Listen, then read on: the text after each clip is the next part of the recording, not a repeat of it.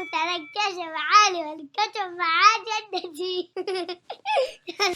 Come on, come and sit down. Listen very quietly to a story. I love listening to stories, don't you? I'm Mimi, and I tell stories.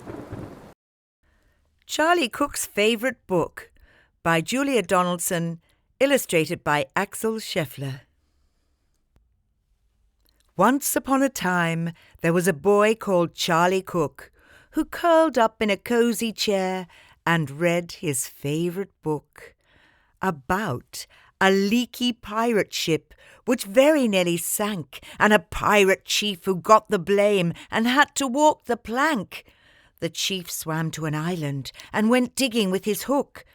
At last he found a treasure chest, and in it was a book about a girl called Goldilocks and 3 indignant bears who cried, "Who's had our porridge? Who's been sitting in our chairs?" They went into the bedroom, and Baby Bear said, "Look, she's in my bed, and what is more, she's got my favourite book about Sir Percy Pilkington, a bold and fearless knight who told the dragon, 'Wait, I'm not quite ready for the fight. You must hear this one first.'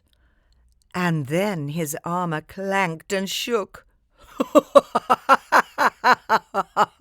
as he read aloud a joke he'd found inside his favourite book about Rowena Red-a-Lot, a very well-read frog, who jumped upon a lily pad and jumped upon a log, then jumped into the library which stood beside the brook, and went, "Read it, read it, read it," as she jumped upon a book about an oak tree full of birds. Each bird had built a nest, and they had a competition to decide which one was best. They chose an owl to judge it, and the winner was a rook, whose nest was lined with pages from his very favourite book about a girl who saw a flying saucer in the sky. Some small green men were in it, and they waved as they flew by. She tugged her mother's sleeve and said, "Look, Mum, what I've just seen."